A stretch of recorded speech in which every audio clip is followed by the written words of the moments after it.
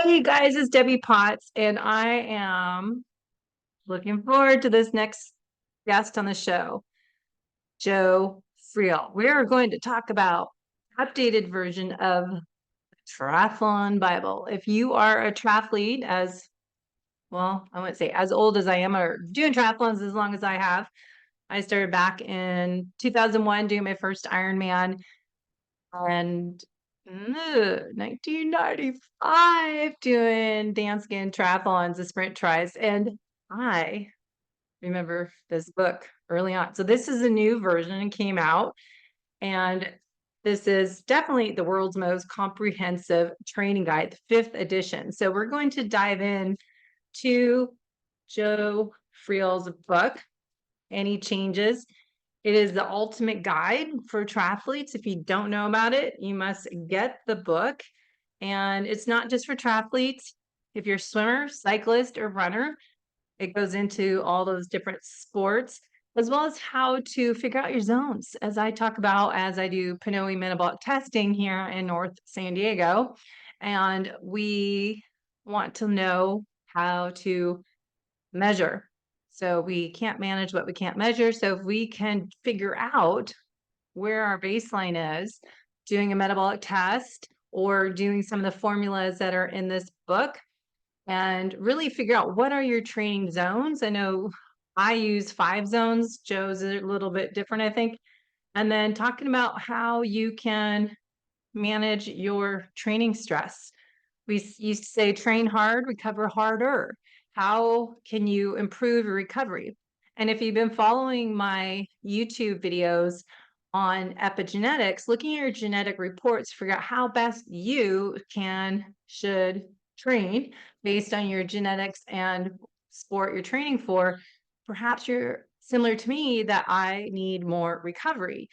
Example, today I went for a run and I haven't ran since Tuesday. Today's Friday and actually felt pretty good. But when I run back to back days, not so great. I'm kind of a slug and it's more of a slog, a run and a jog and a walk in there. So it's ideally for me, I schedule my workouts where I have enough recovery time in between and really personalizing our training program as well as fueling. And that also includes how you recover and repair so you can perform stronger and get faster the next time you train. So we want to see hopefully progress in what we're doing and really figure out, we'll talk about planning your season, planning by your quarter, the month, the week to week, and how to track.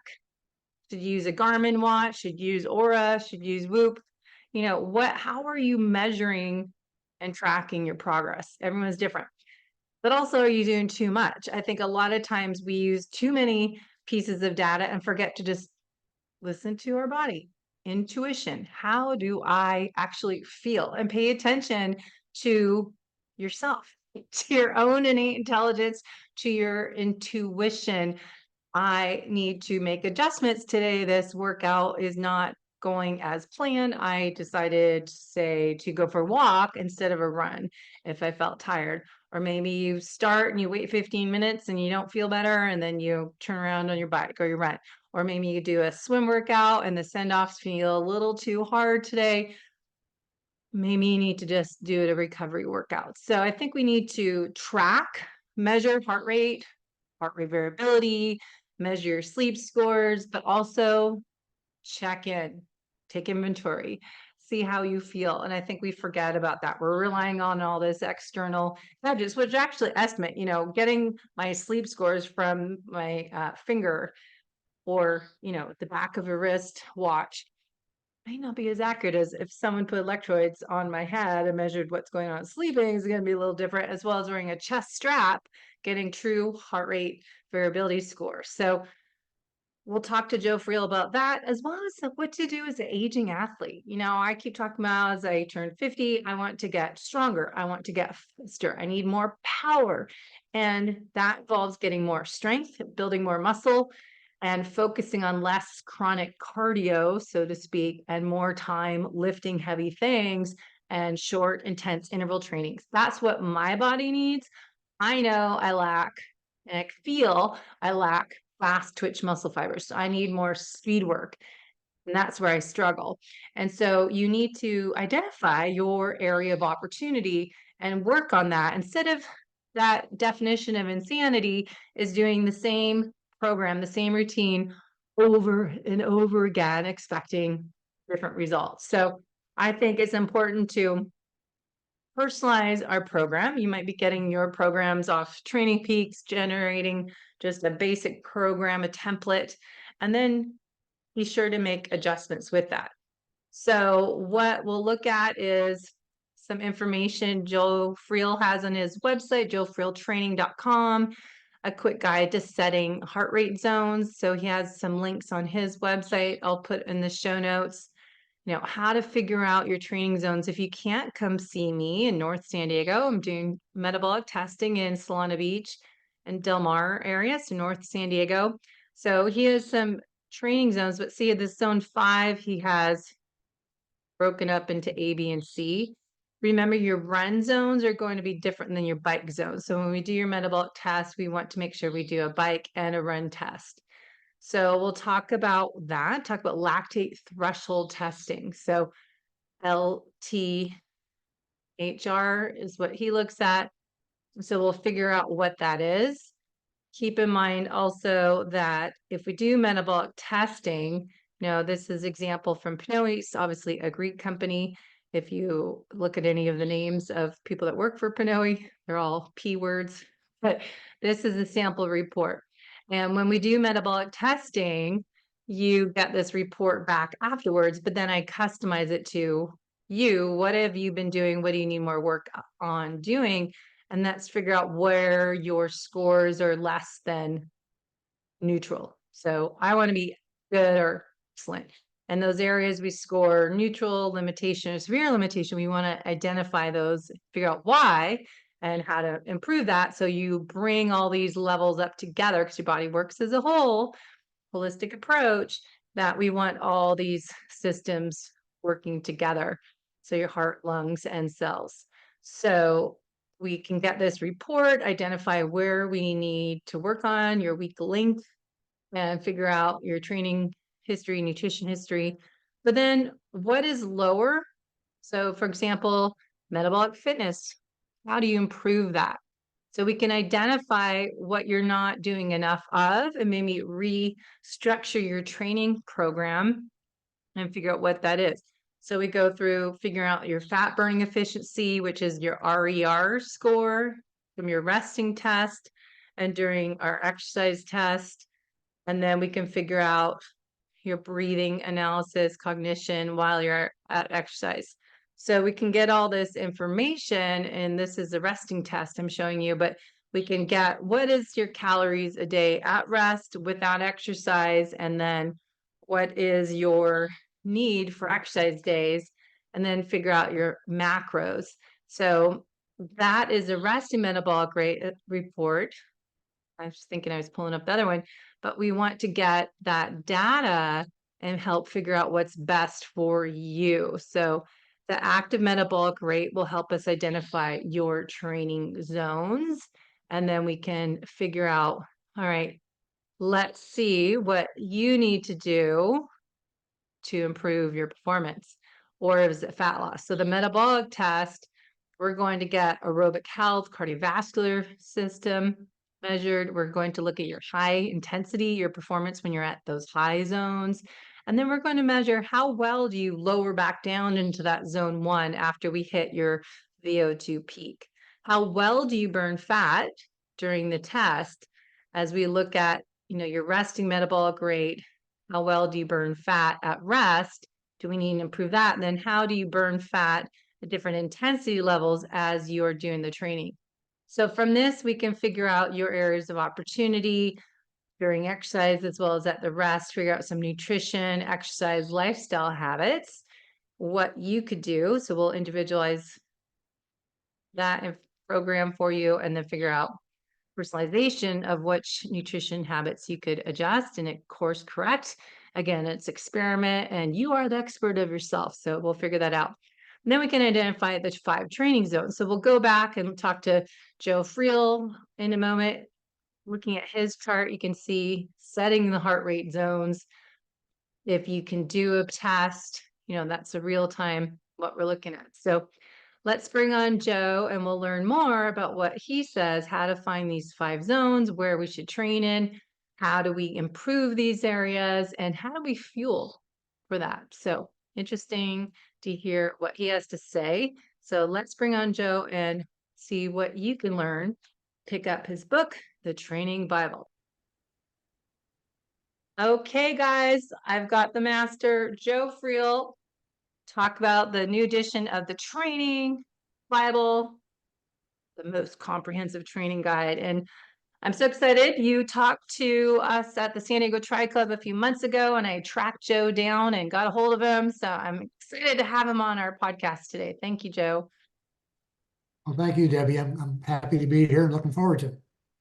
So tell us a little bit about your passion for helping educate people, because this book, 5th edition, when did the first year come out? Oh, the very first edition came out about 1997, I believe, something like that, right around there. Yeah, that's That was about, issued. That that's was crazy. first edition. This is the 5th edition you're holding up there. So it's been like, I don't know, every 5 years or so, I revised the book or rewrite it entirely. And anyway, it's been like a major project in my life. Ongoing journey. Life is a training Bible, keeps suggesting, and you're learning stuff that's new. What's your why? Why do you keep wanting to keep sharing it and doing all the hard work? It's mostly, I'm just curious. This is how this whole thing got started for me back when I was, I don't know, in the 1970s, I suspect. I was starting to become very serious about my training. I was running marathons, and I decided I had a degree in exercise science. So I decided I could probably learn a little bit more about this topic of how to train. And so I started reading everything I could find out, which at the time wasn't a whole lot. And which forced me to come up with my own ideas of how to train. And so I started making notes and writing things down and gathering stuff. I had a whole notebook full of my notes from back in the 70s. I've still got it someplace on my bookshelf.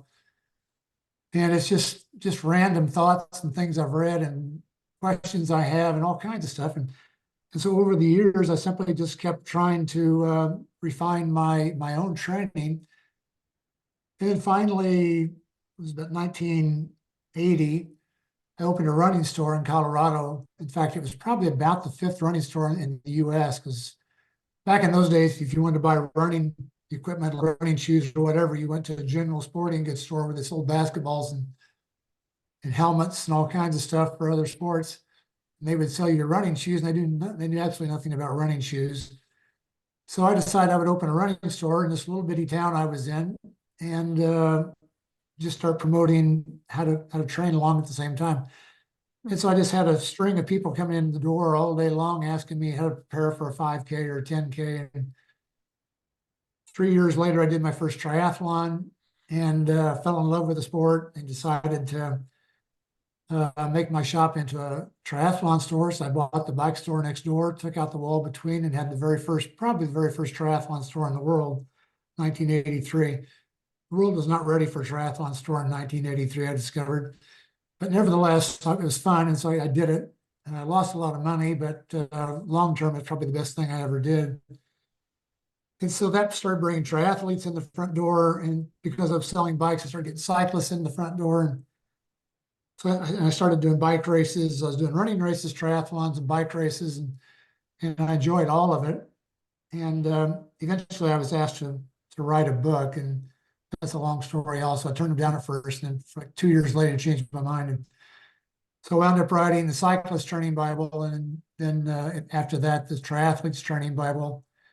Never to get around to writing the Runner's Training Bible. That's always been in the back of my head, but I probably won't write that. So I'm probably going to stop at this point with training Bibles. That's funny. That's amazing. So do you happen to know Sally Edwards? 'Cause that seems similar to her background. Yeah, with sure do. Fleet Feet. Yeah. And her Yeah. books. And I used to help her with Heart Zone training and dance skin camps years ago, Okay. Yeah, I haven't seen her 25 in years years. ago. It's been a long time for me too. Yeah, that's amazing. Small world, I'm sure, in that community, especially back in the 80s. And that's what, I'm in San Diego now, moved from Seattle a few years ago down to San Diego, and it's the birthplace of triathlon. And we're planning the 50th anniversary of triathlon and the 40th anniversary of San Diego Tri Club. So it's pretty Oh, amazing. great. It's 50 years since Triathlon World started in the Bud Light series and all of that back then. Oh, fantastic, fantastic story. And I always enjoy going back and reading the details about how the sport got started. So it's I was glad to be able to speak to the club the other night because I realized how important this club is to the history of the sport.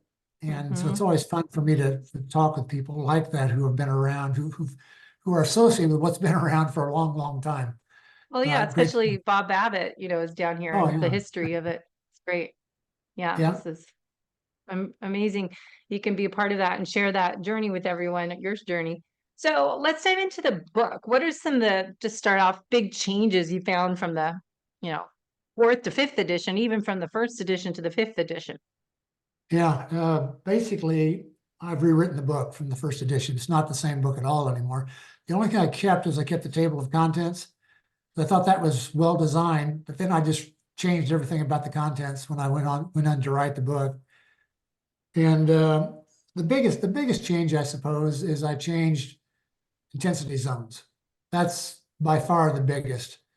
I came up with the heart rate zones back in like 1987, I think it was, just really based on people I coached. I would bring them in and I would uh, do some very basic testing with them indoors, like on a bicycle, for example, or a treadmill. And I'd watch their heart rates while things were going on. I'd ask about their rating of perceived exertion, their RPE. And this is before we had any lactate measurements. So I'm just gathering data, all the data I can. And from that, I started putting together zones from what I saw all my clients doing, and did the same thing for the bike and the run. Swim is a little bit different. I based it on pace as opposed to anything like heart rate because it wasn't available in those days. But anyway, so that's how it came about, and that's the biggest change I've made. And basically, I've gone from I've gone to many ways of figuring out what your zone should be. It used to be that it was just one way. It was my way or the highway. You just did what I said, and that's how you got your zones. And people kept telling me over many, many years that the most common thing I heard was that zone one seemed like it was a little bit too high. The upper end was a little bit too high. And so I took that into consideration and over the years began to realize they're probably right. And so I went back and started making changes. And I all that became kind of like written into this newest edition. So I've got all the changes written in there. And so I've got, you can use your maximal heart rate to figure out what your zones are if you want to. That's one way of doing it. You can use a 20-minute test, which I've been using for a long, long time. It's another way of just deciding your zones. You can use a lactate test. If you have access to a lab or you like to do the lactate testing yourself. So you do any of those things. And then I set up, these are how you go about using what you discovered to set up your zones. And the reason why I made that change and made it so flexible is essentially because I've come to realize over the years that basically heart rate, when you're using it, or any zone system, power zone or pace zone or whatever, is very largely based on the individual. It's hard to say this is exactly what it should be for every person who runs or rides a bike or whatever it may be. That's a really kind of a ridiculous way of looking at it. Everybody's different in so many ways. So how you find your heart rate zones is really up to you, as far as I'm concerned, because they overlap. The zones overlap. There's nothing about them that are perfect. They're not magical. If you go to a few beats above or below the zone you're supposed to be in, doesn't mean you're not getting any benefits from it that we're trying to get. So I began to realize that I probably had written too much into the importance of these zones as being having particular numbers that are associated with it. So let's just loosen up the whole thing and say, you can figure it out any way you want to using these three examples. And I'll give you a set of zones, which are not perfect, but they'll get you started and you can refine it as you go on. So that was the number one change I made in the book. The other changes beyond that are all rather insignificant compared with that. But the biggest thing I suppose I changed after that was the emphasis on not training quite so hard. I think self-coached athletes, for the most part, train too hard. Mhm. They push themselves to their limits almost daily. If they're supposed to do a zone 1 workout that day, they'll decide it's better to be a zone 2, so I'll run zone 2. If it's supposed to be zone 3, they'll decide zone 4 should be better because that's faster, so I'll do zone 4. So the zones become almost useless after a while because the athletes don't pay any attention to them. The reason why is because they think the only thing that's important is high intensity. But if you look at the pros, the ones who make money off of doing this, they don't do that. If their coach has told them to train in zone 4, they train in zone 4. They don't train in zone 5 because they think it feels like they're getting more out of it. They don't do that. That would be asinine. If your job is to make money off of the sport, you would not make any money at all if all you did was overtrain all the time. So I kind of emphasize that how important it is to make sure you're keeping things when it's easy. It's really easy. It's not just something that you're giving lip service to. So that's the second biggest change I suspect is that. And there's lots of changes, but those are the two biggest. Mm-hmm. Yeah. And what about, I know I learned from Sally Edwards, heart zone training. I said like 1995 or whatever. We started doing that. So she taught me that and I led seminars. And then Phil Maffetone taught me the max aerobic function heart rate. And I trained with Mark Allen on his elite team back in 2003. And before that, I was already doing the math formula thing. And so how do you implement that into any of your testing? Is that something you suggest as well? Yeah. Interesting. I don't bring it into my testing, but I just spoke to a group where was in Albuquerque last week, and I talked to them about this Maffetone's MAF math test, which is basically 180 minus your age, and why you can do that, and why it works. I remember back in the day, back in the 80s, when Phil was talking about that, I kind of poo-pooed it because I just didn't. It seemed like it was too easy because I was kind of stuck with hard training back in those days. Obviously, Mark made some great advancements in his training performance. And I'm certain a lot of that had to do with the fact that what Phil was doing with him. So I've kind of reversed my position on this whole thing. I think, basically what it does, what he was trying to do was to get Mark and other athletes he was coaching, like yourself, I assume, was trying to get athletes to train at an aerobic, really, really an aerobic effort, not at something we call aerobic, but it's really not, like zone 3, zone 4. We tend to call that aerobic, but in the bigger definition of what we call aerobic, that's not true. Aerobic fitness is when you're burning fat for fuel. That's your primary source of fuel. And that's what Phil was trying to get his athletes to do, is to burn fat for fuel. You've got something like 50,000 calories stored away as fat in your body, even among the skinniest athletes. And you've only got about 2,000 calories of carbohydrates stored away as glycogen. So it's silly to waste your glycogen when you've got so little of it, and not to use this gigantic reservoir of energy you have called fat by training too hard or racing too hard. And so and you can improve the relationship between fat burning and carbohydrate burning with your training, which is what Phil was trying to do. He's trying to get people to train easy enough that their body begins to burn more fat for fuel, and they can go faster at low intensities, like a low heart rate. They can go faster and still be burning fat, which is perfect for an Ironman distance race. If Mark Allen is trying to come off that bike with a fast split, he's going to do it in the 2 zone. That's what he's going to do, or high 2 zone, possibly low 3 zones. That's where he's going to be. He's going to be burning fat doing that. So he comes off the bike, he's still got lots of sugar left. He can still use glycogen during the run. If he has to speed up, he can do it. He's not going to be running low on fuel. Doesn't mean he doesn't have to refuel during the race because you're still burning some carbohydrate, but he was burning primarily fat. So it was basically, it was a great idea that Phil came up with. I'm seeing it being used more now today. The concept is being talked about more again today than it was back then. And as far as I know, he was the first guy to actually be talking about such a thing. So I have my hats off to him for what he's done for the sport and for athletes in terms of burning fat for fuel. Yeah, it's funny because it's 2024 as we speak, and we started this podcast 12 years ago, and it used to be called, someone asked me to co-host it, called Fit Fat Fast. So eat fat to burn fat and train to your body to burn more fat and be more metabolically efficient, more fat adapted.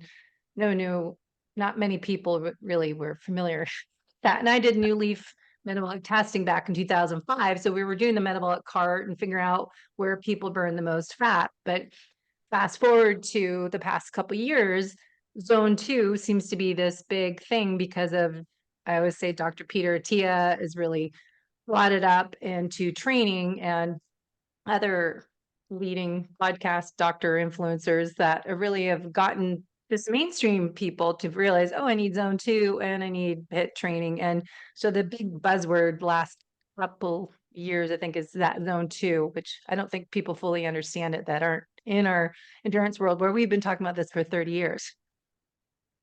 Funny. Right. Yeah, I don't think athletes fully grasp why zone 2 is important, or even zone 1. I wouldn't negate it.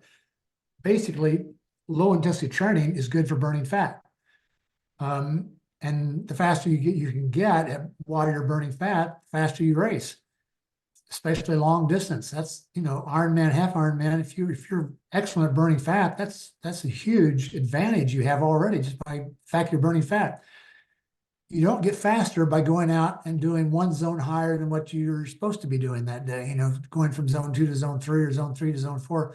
That does not make you faster because all you're doing is burning more sugar. You're not burning fats. You're burning carbohydrate, glycogen for fuel. So we've got to. So the whole idea, and this actually originated with Inigo San Milan. He's a PhD. Who's on all the podcasts. Yeah.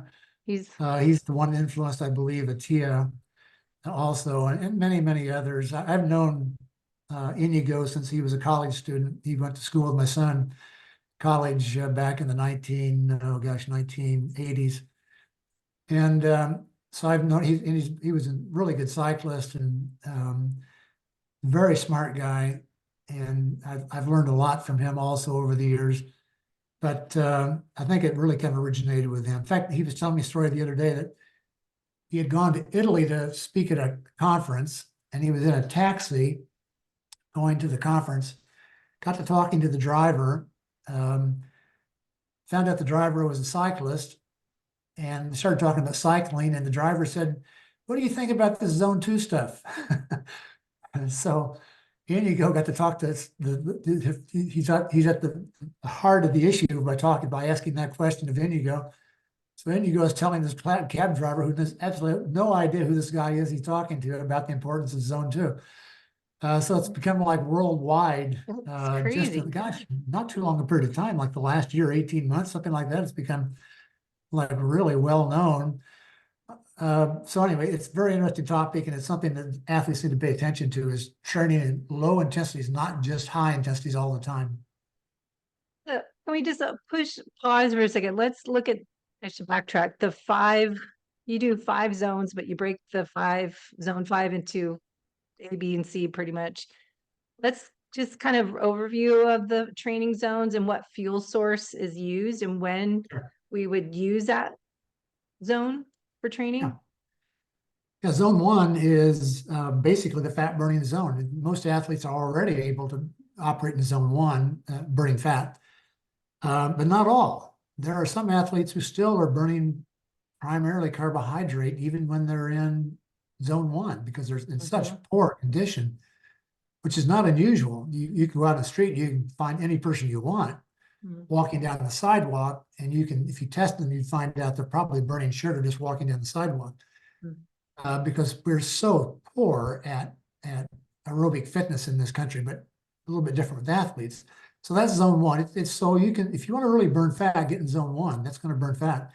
Zone two is what we'd like to have become your fat burning zone also. Like, in other words, we'd like to extend your fat burning zone from zone one into zone two as far as we can.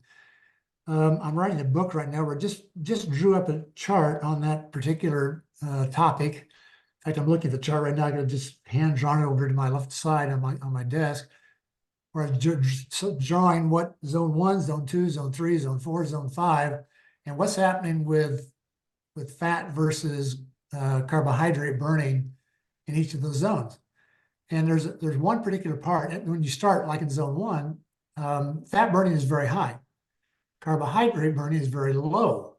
So we've got a lot of fat in zone one, not as much carbohydrate, very little carbohydrate. And as you progress into the two zones, those two lines begin to merge on each other.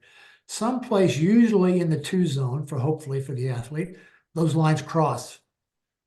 And so you're now burning mostly carbohydrate, late two zone, three zone, four zone, into the five zone. Now we're talking about using glycogen for fuel. So the carbohydrate, storage form of carbohydrate is being used. And fat is going down in that as we move to the right in the zone. So zone three, fat is getting lower, zone four is lower, carbohydrates going higher, and so forth. That's basically what happens throughout those zones. And what we're trying to do is this crossover point where fat and carbohydrate, those two lines cross each other, is a critical point. We're trying to move that point as far to the right as we can. That's exactly what Phil Maffetone was trying to do with his 180 minus your age. He was just trying to move that crossover point to the right on this scale. It probably starts down the one zone, but as we improve our aerobic fitness, that crossover point where fat is still being used predominantly, moves to the right. If we can get that really, really far to the right, like the end of the two zone, the top end of the two zone, we have made a gigantic improvement in the athlete's metabolic fitness. They can now hold fat metabolism for a long time during exercise, a long, long time. So that's one of the goals of exercise in this way, is to accomplish that, to get this crossover point between fat and carbohydrate to move to the right. I wish I had the chart where I could show you. It makes it much more obvious because I've got the chart shown as in poor shape and in good shape. I just popping up this screen. Can you see I do see the it, yes. screen? This is when I do metabolic testing. So this is an example of the gold is a fat. And what you're talking about is that metabolic crossover point. So this isn't a good clear one, but you're saying kind of zone two, what we say in Pinoe metabolic testing is where your peak fat burning is. And then you're saying, I think what we say is top of zone two is that crossover point where the carbohydrate usage, this purple, crosses over, or like here. That's exactly what we're talking about right there. Right there in that chart, you can crossover point right there. Mm-hmm. The blue line, the red line cross each other. So that's 148 heart rate for that person. Yeah, in that range. Which is really quite good. If they're running, for example, have a little bit higher heart rate running. It depends on the sport and the athlete, but that's really that's exactly what we're trying to achieve right there. Is move that crossover point as far right as we can. Yeah. The farther right we get it, the better shape you're in. And the way you get it to move to the right is you train mostly zone one and zone two. So down in here. That's the bulk of your training. You spend a lot of time in one and two. That's why Phil was doing 180 minus your age, because it forces you into zone one and two. Mm-hmm. And if you can move that crossover point to the right, it becomes. Should be up here. Exactly. My highest I got to when I was testing with New Leaf metabolic testing cart was 157, 160. And I was 40 years old, but I was training that way for so long that I could get up. That's how I did well in Ironmans, because I could be burning fat and feel good, because I'd be like 160 heart rate. My metabolic crossover point would be way up there. So it does work. And I've seen it that's why I love testing. And that's why I bought Pinoe testing cart, because it's portable and it's now like an app on my iPad or phone. I can test people with the metabolic mask, but just to see these changes. And this test, for example, is a third test I did with someone that it keeps improving because they're doing their marathon training for them down here. And then knowing when to add in speed work. I just think it's good to see visually for people, as you're saying, there's a chart. I know what you're talking about. I just was showing it in a webinar I was doing, but how you're not burning ever just fat, No, right? See this purple, you're you're saying you're always, still burning. It's just this continuous progression that the fuel sources start to dominate one another, but you're not just burning fat or just no, you carbs never, down here, but carbs up here. no, that never happens. You're exactly right. The idea is you're burning both all the time. Even while we're sitting here talking, we're both burning carbohydrate and fat while we're sitting here talking. As you start exercising, it begins to change. And as the chart just showed, eventually they come to the point where carbohydrate becomes a dominant source of fuel and fat becomes less, a smaller increase in a smaller dosage of fat is being used for fueling the athlete. And as you become up to zone 5, it becomes extreme to the glycogen carbohydrate side, and fat is almost down to nothing at that point. Mm-hmm. So that chart is great. That's exactly what I was trying to explain, is what that chart just showed. Thank you. So the carb usage starts to increase zone 3, and then so that's glycogen, glycolysis, and then walk our way up to the fuel sources changing, and then let's start to tie into where that lactate fuel source is and how I want to get to lactate testing, because that's always asked me, well, can I just get lactate testing threshold instead of this test, or don't you need to know both? Yeah, lactate has an interesting history. Just very Yeah. briefly, we can trace it back to the 1920s at University of Harvard University. And the professor there, who was quite well known even to this day, whose name escapes me right now off the top of my head, took a muscle from a frog and put it on a device he had, and where he could stimulate the muscle with an electrical shock. And as he did that, of course, what would happen is the muscle would contract when he give the electrical shock on this little device he had set up on his desk. And but he discovered that when he did that, if he did it repeatedly, really quickly, that the muscle began to seep out a kind of a white liquid, which looked like milk. And so he referred to it as lactate, because that's a term that refers to a milkish looking substance. So he called it lactate, and he decided about that same time that this was the reason why that muscle fatigued, because he kept shocking the muscle. It would eventually get to the point it couldn't contract anymore. It would just droop. Even though he kept on shocking it, it wouldn't do anything anymore. So he came to the conclusion that that liquid he was seeing, that white milky substance he called lactate, was causing the muscle to fatigue. That was the conclusion he came to, which was almost obvious, but that was a common conclusion that you might come up with in that situation. We now know that's not right. It's now been over 100 years, I think it was 100 years. I come to think of it a couple of months ago when he did this test. So for 100 years, most athletes, most people have anything to do with who hear about lactate, still go back to this idea. That's why I'm fatiguing, is because of lactate. You watch the Tour de France on TV, and Bob Kirol will almost always say fatigue is now setting in. He's got too much lactate in the system. This goes back 100 years. It refuses to go away. We now know this is not the cause of fatigue. It's not the cause of fatigue. In fact, lactate is actually a source of fuel for your body.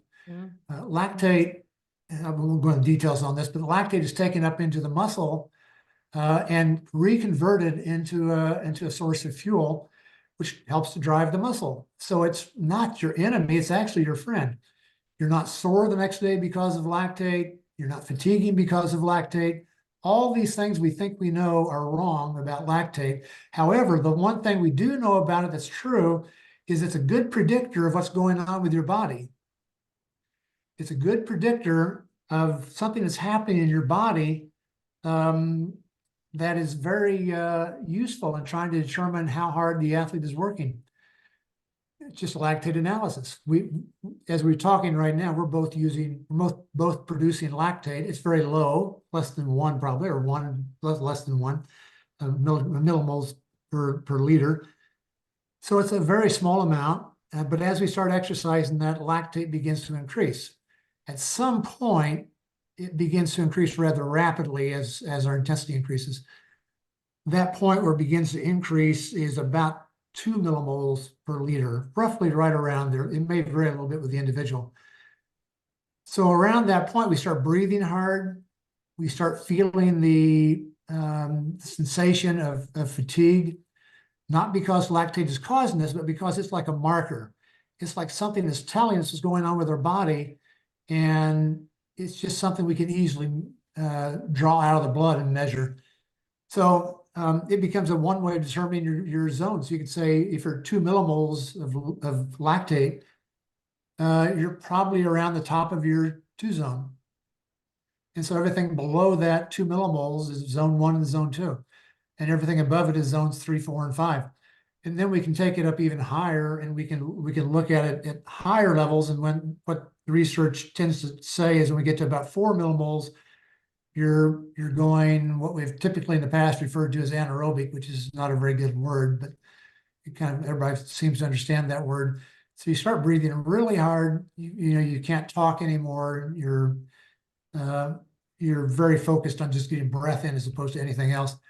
That's about the start of zone 5. So we've got the top of zone 2 and the bottom of zone 5 kind of laid out by your lactate. And now we can fill in the other zones. We can fill in 1, which is roughly probably around, I don't know, 12, 15 beats below your L2, lactate level 2. And zone 3 fits nicely between those 2 zones. And then we've got zone 5, which is above 4 millimole mark. So you can set your zones by doing that.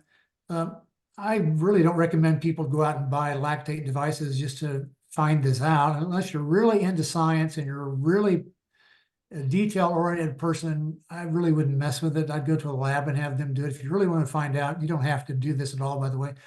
If you really want to know, you could do that. But if you want to get a test done, it's going to cost you some money. I'm not sure how much they're charging these days for those tests, but that will help you decide your training zones. And you can do it yourself, but there's a long learning curve in doing it. There's also some issues about the test equipment, the protocols that people use. There's just a lot of stuff here. It's not like you just prick your finger, take a drop of blood and stick it in the machine, and it tells you a number. There's a lot more to it than that. You've got to know what you're doing. So, but if you're into that kind of stuff, great, go ahead and give it a try. They're not real expensive, but you can get one. But it's a very interesting stuff, and it's kind of like helping to define where we're going with intensity zones today. It had a kind of emergence back in the 1990s. We were doing a little bit of that. It didn't last very long. This seems to be already lasting longer than it did in the 90s. But it's a good test. You could have it done. You could have other things done at the same time. You could have your VO2 max tested while you're looking at your VO2 max, not your aerobic capacity, but rather your lactate threshold. So you can find all this stuff by one visit to a lab. It'd be expensive. Cost you a few $100s to get all this done. Interesting information, but not necessary. So if you had a preference to do a lactate threshold test in a lab versus a metabolism test, which would you suggest? Yeah, that's a good question. I'd like to know their metabolism probably more than anything else. I'd like to know what's going on with the fat for fuel. Because I see that as being one of the primary things I want an athlete I'm working with to be focused on is burning fat, and knowing where we are right now and going back and taking a look at it later on, I think would be an extremely good idea. Well, of course, I would suggest metabolic testing because I own the equipment, but Daniel Krumbeck is one of my mentors. He's taught me, he's in this field as well. It's the metabolism testing. And we were talking about that, you're just kind of guessing where your peak fat burning is when you do lactate threshold, right? Because you don't really see, you're just kind of guessing because your lactate is 2.0, then it's 4.0 here, that you're predicting that your peak fat burning zone is at that 2.0 lactate versus when I can see what we went over in that real test is that here's the data where we're starting to see that carbohydrate go up and the fat come down, and we can see your peak, and we can keep testing every 3 months and see those changes. Whereas the lactate, and you'll see that heart rate maybe is higher, but you still don't know. You're just kind of assuming that that fat burning is getting bigger, right? Yeah, I'd like to know where that crossover point is.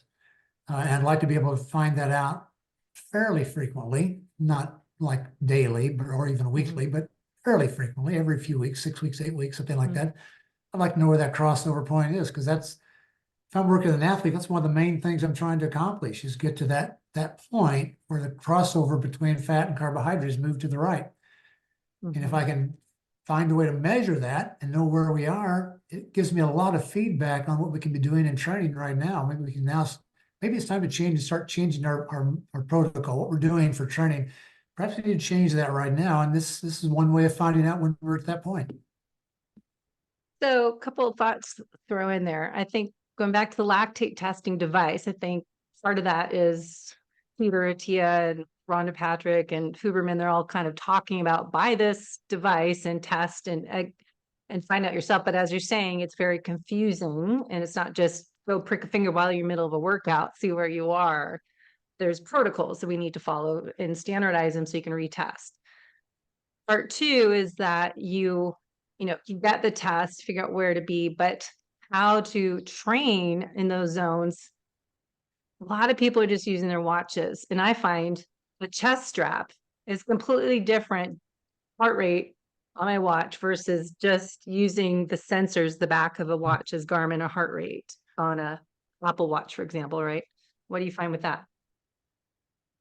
I mean, I agree with 100%. Yeah, I often use my watch, compare it with my chest strap while I'm out on the bike, for example, and they seldom agree. They can be off quite a bit of difference, and there's a lot of lag between them also, especially the wrist lagging behind what's going on. So yeah, I think the chest strap is much better. I haven't tried the upper arm strap yet. I forgot which company has that out now, but somebody's got an upper arm strap. I Sally haven't was tried doing one of that one. those. Sorry? Sally Edwards was doing that for her heart rate training. I know for schools and classes, but it was a band on your arm, but I never Yeah. tried it. Yeah, Yeah, I never tried that one, so I can't yeah, speak I to just it. was saying, I was doing it yesterday. I didn't put my chest strap, went for a bike ride up a hill out here, and I knew I was like 160, 170. I was, oh, I was like, oh, can't get to the top of the hill. And my watch was saying 120. This is not right. So those are just not, so many people I find do not wear chest strap, is my point. And they think they're doing certain type of training, but I don't think they're really getting accurate data, because everyone seems to be going by their devices, not a real heart rate strap to measure their intensity. Yeah, yeah. You Few got to be people. really careful with wearable stuff. Of course, the chest strap is wearable also, but it's been shown to be accurate. Most of the stuff we have is unfortunately not really accurate. You're getting bad information sometimes, and that makes it difficult for the athlete to know what they should believe and what they should be doing. One thing, just get me started down a pathway here that's kind of a sore spot with me. My Garmin is always telling me I got to train harder. Come in from a ride, and it's always giving me this information about now you need 18 hours to recover from this workout, and if you just train just a little bit harder, basically it's telling me you'll improve, and it's just on and on and on. It's like, how are they coming? It's telling me I'm adapted to my altitude now. It tells me like every 6 weeks I'm adapted to this new altitude, which hasn't changed. I've been at the same. I live at 4,500 feet. It hasn't changed in 5 years, but it's always telling me I'm now adapted to it. And it's just like ridiculous stuff it keeps coming up with. And so you gotta, anything your wearable device tells you must be taken with a grain of salt. I would be very skeptical of what you're being told.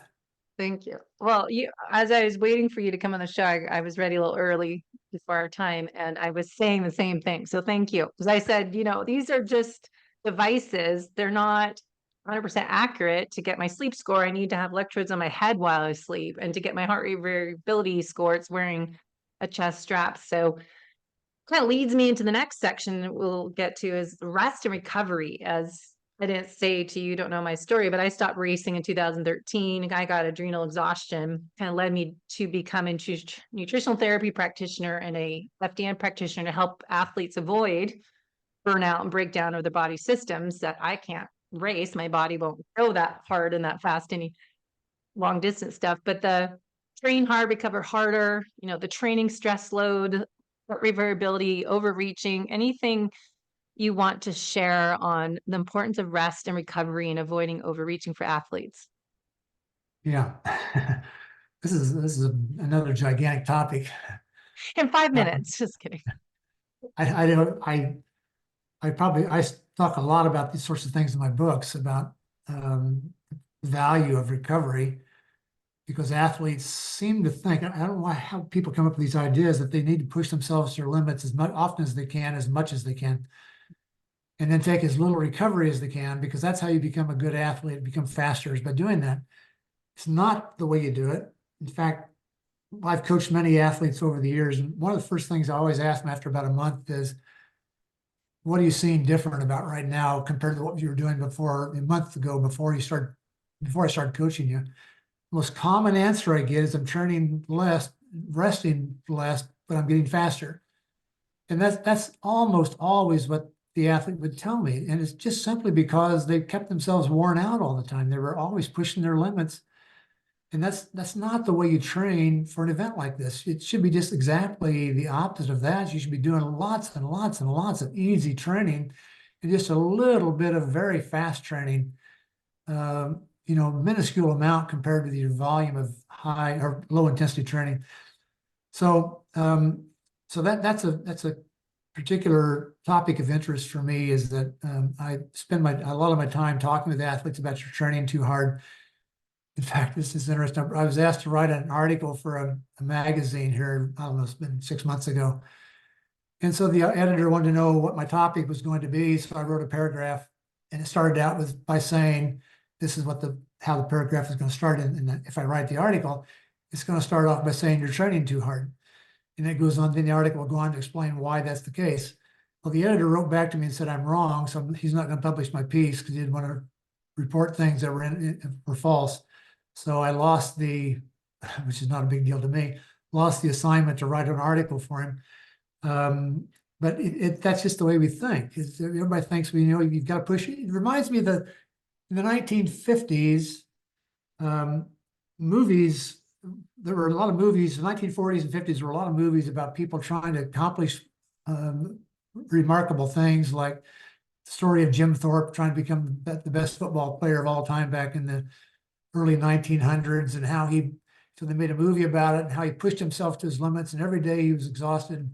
Every day he would fall asleep, he would just crash on the bed and fall asleep and get up the next morning and push himself as hard as he could all day long again, day after day after day after day.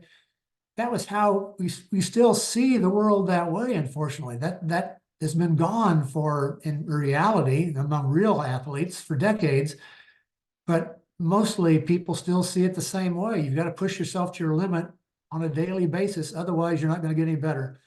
Mm-hmm. It's a sad story that you can't get people to change their minds about this. It's extremely difficult. Phil's idea about 180 minus your age, going back to that again, is a great idea here, because it says, hey, you got to do this. And if you do this, I know you're going to be using fat for fuel. That's what we're trying to accomplish. And there are other ways. You may read about nose breathing instead of mouth breathing anymore. It's the same idea. If you breathe through your nose, you're burning fat for fuel. Breathe through your mouth. Yeah, if you have to open your mouth to breathe, you're probably starting to burn carbohydrate, glycogen for fuel. Another thing the talk test. If you can, one I use is, if you can't count to 1,006, 1,000. Start by saying 1,001, 1,002, 1,003, 1,004, 1,005, 1,006. If you can't make it to 1,006, you're burning carbohydrate. If you can do it all the way to 1,006, you're probably burning fat. So there's various ways of doing this, but the whole idea is to get the athlete to burn as much fat for fuel as possible, this is like a gigantic topic we keep coming back to. But nevertheless, that's the one that I'm always stuck on with athletes, is you train too hard. You need to train easier. And it's very hard to convince anybody that's true. Yeah. And people can read a lot about that in your book. And I know I have lots of videos I've done on that on, chronic stress externally and hidden sources of internal stressors accumulate and lead to what we call metabolic chaos. So just hormone imbalances and immune dysfunction, leaky gut health issues, and the whole gamut can happen from doing too much of everything all combined really breaks me out. As my experience wasn't really training. It was just, I was running my own fitness studio, burning the candle at both ends, trying to, get up at 3:30 in the morning and you're not done until 8 o'clock at night. And it's not just exercise, it's the rest of your life look like. Exactly right. We all have lots of stuff in our lives anymore, it seems like, and that sometimes prevents us from becoming the athlete we'd like to be. It's unfortunate, but that's just the way life seems to be evolving in Western society. Yeah. And the other stressor kind of goes in the next section is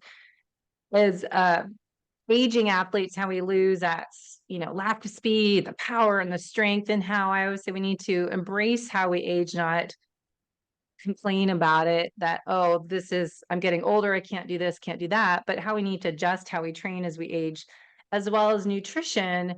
That is another topic too, is going into stressors that we were, not eating enough and we're doing too much fasting and all of that. So what changes do you see overall that we should adjust as we age for men and women?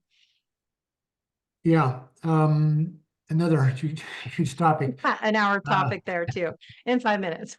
yeah. Um, Highlight. well, I think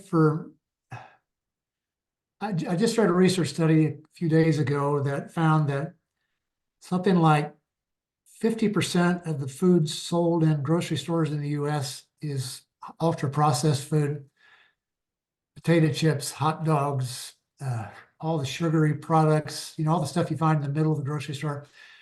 We seem to be eating an awful lot of that stuff anymore as Americans. I'm not talking about athletes now in general, and specifically, but more about us as a country. We're eating just way too much ultra processed foods. My idea has always been that I would like to move back to being as much as I can like my ancestors.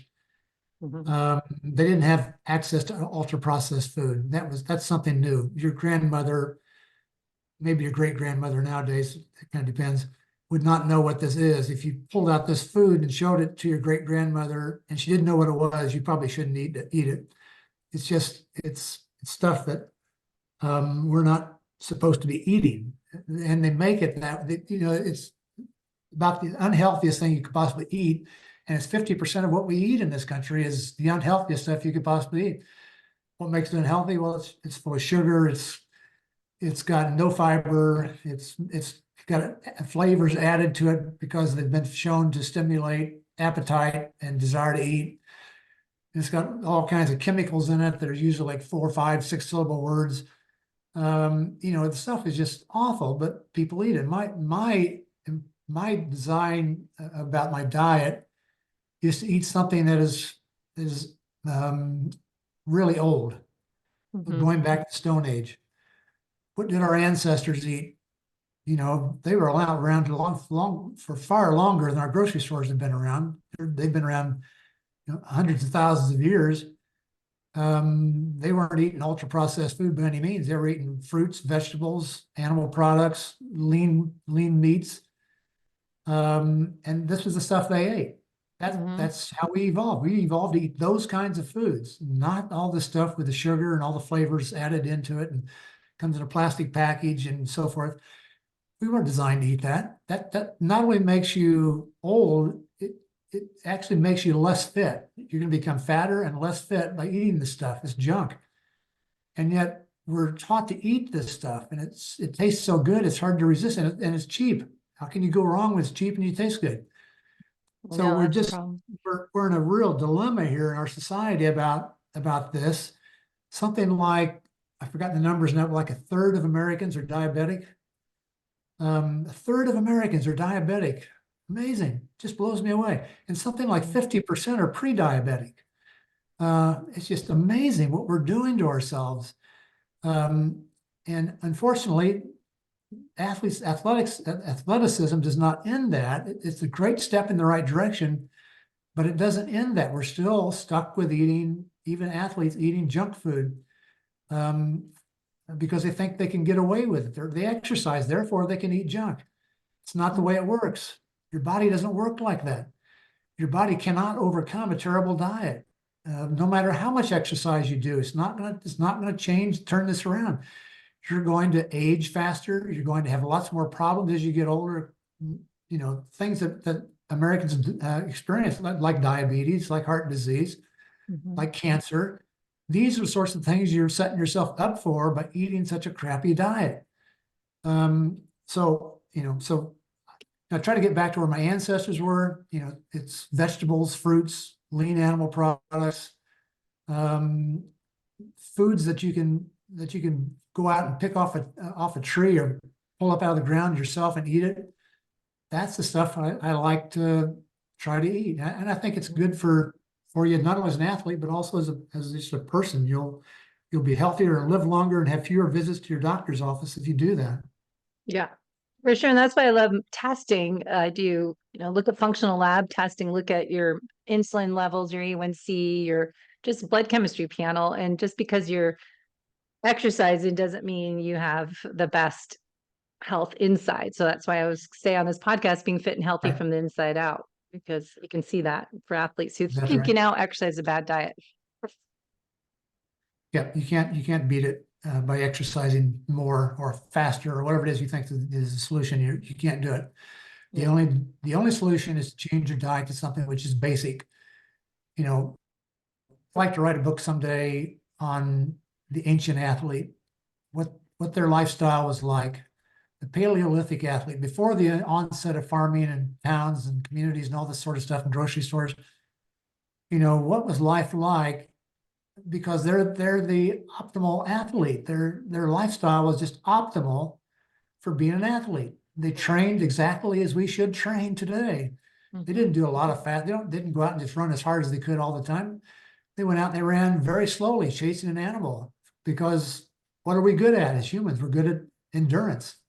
We're not good at speed. We're one of the slowest animals on the planet, but we're great at endurance. We're one of the best animals on the planet when it comes to endurance. So our ancestors could run down an animal by simply just running long, slow distance. Just keep chasing the animal, checking for hoof prints or whatever it may be. And eventually you'll find the animal collapsed underneath the tree someplace out of breath because it just can't keep up with the pace you're putting into it, and the hunt ends. That's how we evolved. We didn't evolve to do sprints. You did sprints only at the very end when you're trying to catch the animal, not the entire time. You went as slow as you could and as easy as you could the entire time. That's how we evolved to operate as athletes. That's the perfect athlete. What did the athlete do? They carried the kill home, or they carry the vegetables and fruits, or wherever they've gathered, back to the cave or wherever their encampment is. And they prepare the food, the meal, and they eat. And what do they do at the end of the day? They dance. They dance around the fire and they celebrate the fact that they were successful that day, pat each other on the back. So they got this social thing going also. Gratitude.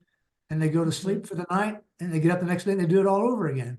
So it's just like, that's the lifestyle we were designed to live. We were not designed to do the stuff we do, sit on your butt for 18 hours a day and, watch television or whatever it is we do. We weren't designed for this stuff. We were designed to be like our ancestors, just a very basic lifestyle. Yeah, love that. A great book. You're kind of saying some of the quotes, but Michael Pollan, I forgot his name. Michael Pollan, Food Rules, is just one quote on each page. It's very simple to read. If people want to know great ways to, the Food Rules book is I read like 20 years ago, but eat what your great grandmother ate. It was one quote, and 5 ingredients or less, and just has simple things like that. Easiest read, good gift to get people still around. All right, so we have 1 minute to answer those questions. So speed, power, strength. As we age, what's one thing you would adjust in training for people that are over 50 years old? What should we do? Anything different? Yeah, I'd be very concerned about strength. As we get older, we lose muscle mass. And in some sports, especially cycling, we lose bone density, osteoporosis. So we've got this double-edged sword, double-headed animal. I don't know how to describe that, but anyway, we've got this thing that's coming at us in old age, And we need to, if the person is a runner, like a triathlete, they probably don't have to worry too much about their legs. Their legs are going to be great. Muscle mass is going to be good. Bones are going to be nice and dense because of all the running and so forth. Upper body, not so much. Probably need some upper body strength work for the triathlete, aging triathlete, because those bones also become fragile. The next time you crash on your bike, you may wind up with a lot of broken bones because of the bones being fragile. So aging, I think one of the things I'm very concerned about is athletes having good strength, and that strength blossoms over to not only muscle but also to bone. So that's where my focus would be. Great. Well, I know we've got other things going on today, so we're going to let you go. So where can people learn more from you and get their book, Training And Bible? go to my website, joefrieltraining.com. And there I've got blogs that go back to 2007, I think, something like that. Wow. And all my books are available there and so forth. So anyway, that's where I would send people. And then you're working on some articles, books, speaking engagement. What else? Now, I'm working on a book right now. It'll probably be out in about this coming winter. I've almost got my part of the book written, but I'm bringing in some experts to include some pieces in it on various topics. So we have the horse's mouth talking about the topic, like Stephen Seiler talking about zone 2 training, for example. So I'm still now working with all of them, trying to get them corralled so we're all going the same direction. And each chapter starts with a story about one of my athletes I coached over the years and how that athlete is related to this topic in this chapter. And so I tell their story, which I had then to get their permission to do this and check details of them on things that happened and I've forgotten. And so it's been a rather long process to get this whole book done, but it'll be probably this coming winter. So end of 2024 or Yeah, 2025 sounds space age, but I hope the winter of 24 it's out, but you never can great. tell. Yeah, well, good for you. Well, keep it up and hope you're enjoying life and getting the outdoor time and nature and traveling, everything you love to do. I'm getting out an awful lot right now. You bet. All right. Thanks so much for your time. Appreciate all your knowledge and wisdom and following your passion. Thank you, Debbie. Enjoyed talking with you. Good questions. Good interview.